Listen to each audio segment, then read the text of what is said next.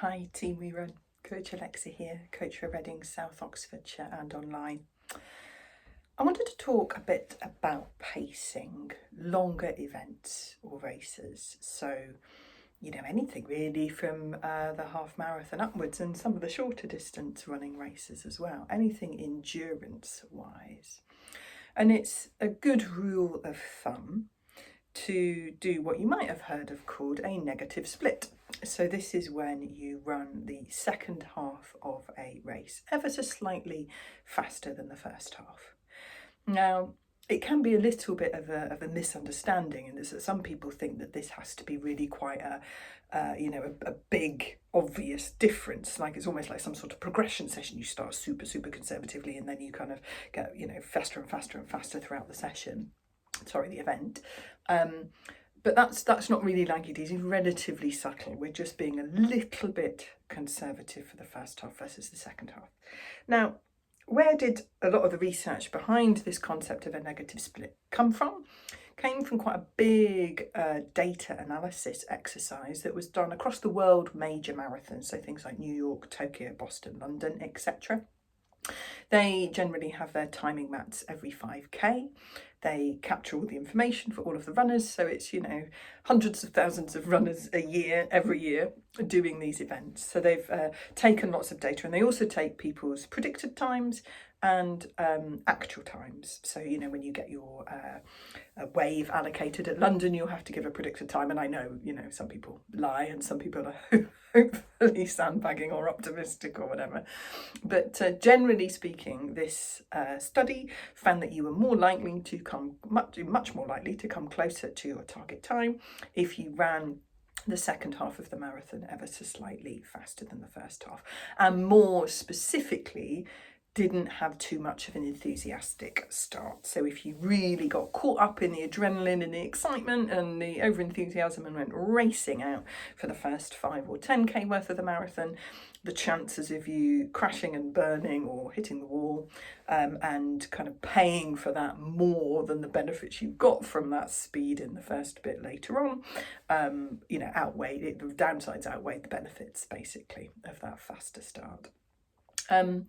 So that study was done specifically on marathons, but this kind of can extrapolate to pretty much all endurance events: running, cycling, even walking. And the reasons are twofold. Predominantly, it appears to be fueling related.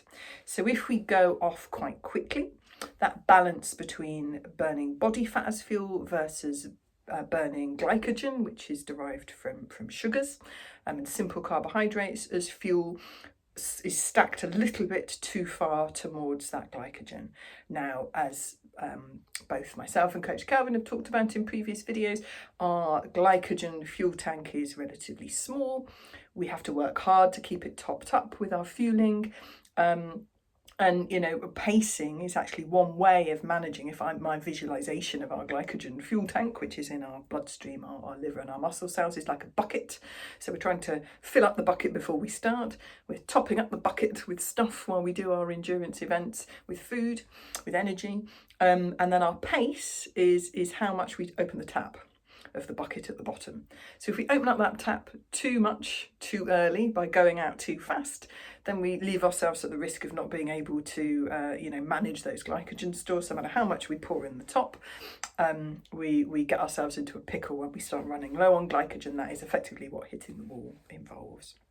So there's a fueling element to this, but I also firmly believe there's like a psychological element to it as well. So if you manage to do a slight negative split over, for example, a road marathon, it means that for those final 10 or even more kilometres, you will likely be overtaking more people than are overtaking you.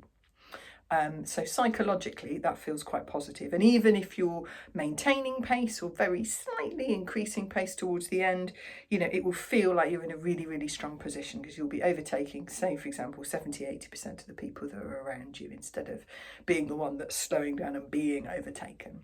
So we then get a little bit of a nice positive spiral mentally, which over endurance events can really help. The mental benefits of being strong, seeing that you're strong in comparison to others around you, and just feeling like you have that energy still, are massive. So yeah, it helps. It really helps when it comes to endurance events of almost any endurance sport really, to think about pacing as part of our race strategy. Obviously, with hilly events, with trail events, with ultra events, there are lots more kind of factors at play. It's not just pace. On a flat marathon or half marathon, you can literally use your pace stats to do that pacing strategy or follow a pacer. Things become a bit more complicated because it's less about pace on hilly terrain. It's more about effort level, heart rate, breathing rate, and keeping in those kind of zones. But yeah, overall, starting off a little bit more gently, allowing yourself more in the tank, you know, fuel wise, but also, you know, kind of brain wise, will really hold you in good stead for achieving a good time. Hope that's useful. Happy running.